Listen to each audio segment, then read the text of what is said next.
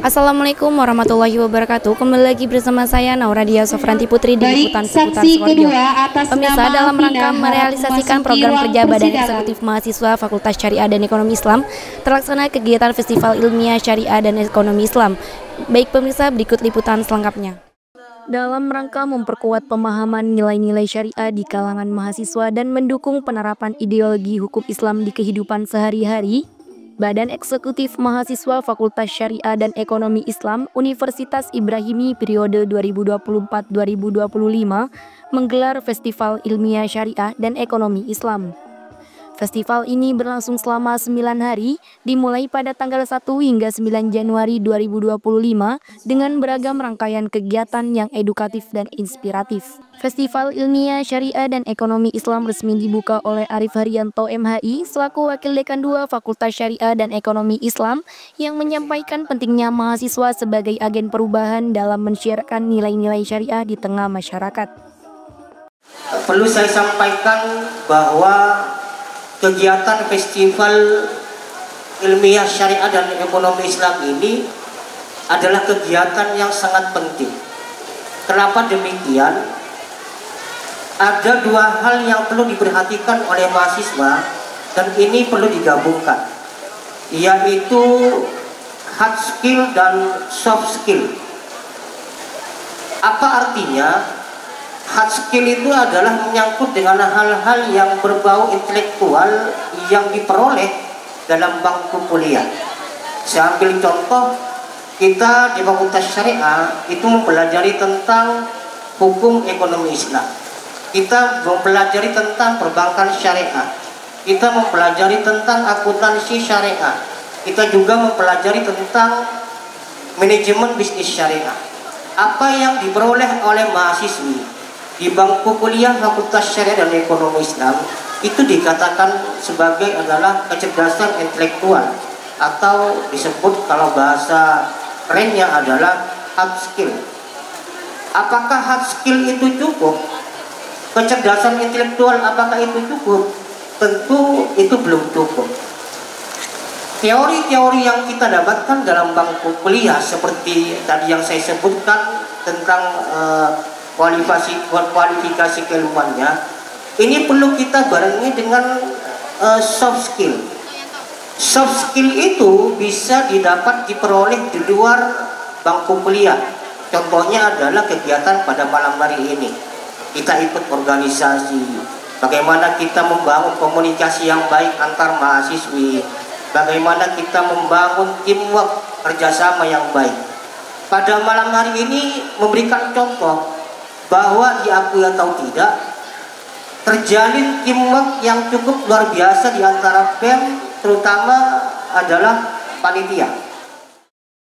Hari kedua pelaksanaan diisi dengan praktik perbankan oleh Imratus Solihah MEI, dosen pada program studi akuntansi syariah yang membahas teori dan praktik perbankan syariah dengan menjelaskan prinsip-prinsip ekonomi Islam seperti larangan riba dan pentingnya keadilan dalam transaksi ekonomi. Sejarah mencatat asal mula dikenalnya kegiatan perbankan itu terjadi pada zaman kerajaan. Kerajaan di mana? Di daratan Eropa. Kemudian berkembang ke Asia Barat yang dibawa oleh para pedagang. Selanjutnya menyebar ke Asia, ke Afrika, ke Amerika. Dibawa oleh siapa? Dibawa oleh bangsa Eropa yang melakukan penjajahan pada saat itu. Maka perbankan sudah mulai banyak dikenal di beberapa benua. Terus kegiatannya seperti apa, Bu? Gitu kan? Jadi awal mula kegiatan perbankan itu hanya meliputi jasa penukaran uang. Sampai saat ini tetap kan? Kalian kenal dengan istilah money changer. Itu adalah satu-satunya kegiatan yang dilakukan oleh perbankan pada zaman dulu ketika awal-awal muncul. Kemudian berkembang lagi menjadi tempat penitipan uang yang kita kenal saat ini dengan istilah simpanan. Jadi Sudah ada 2 nih, ya, kegiatan operasionalnya. Kemudian berkembang lagi menjadi tempat peminjaman uang, atau kita kenal dengan istilah kredit. Kalau dalam perbankan konvensional kita kenal istilah pembiayaan jika dalam perbankan syariah. Nah, disitulah sudah ada tanda-tanda bahwa bank itu sudah memiliki fungsi sebagai penghimpun dana dan penyalur dana melalui pinjaman tadi, sehingga bank itu berfungsi sebagai intermediate tadi, sebagai perantara bagi orang yang kelebihan uang, bingung mau diapakan, tapi kalau ditaruh di bawah bantal ini tidak berkembang biak, perlu kita apakan ini, maka perlu disimpan. Kemudian yang menyalurkan kepada orang yang membutuhkan dana itu dilakukan oleh perbankan.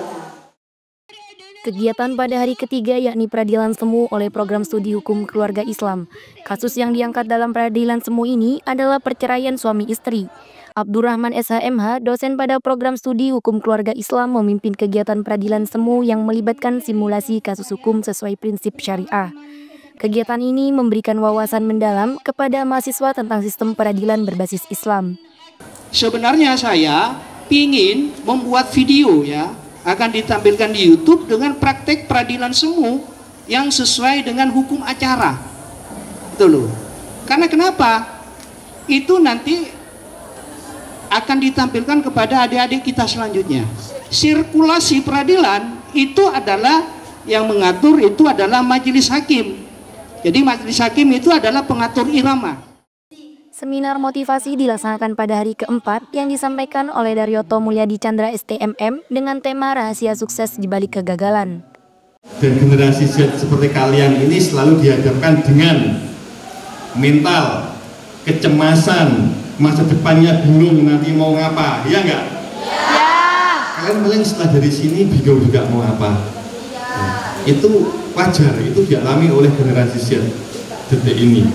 Jadi bingung dengan lapangan pekerjaan nanti seperti apa, bingung dengan mentalnya, artinya ketika ada temannya sudah berhasil, saya belum berhasil, stres dengan sendirinya, selalu membandingkan dirinya dengan yang lain, padahal tidak boleh seperti itu. Jangan pernah membandingkan matahari dengan bulan. Mereka akan bersinar di saatnya tiba masing-masing.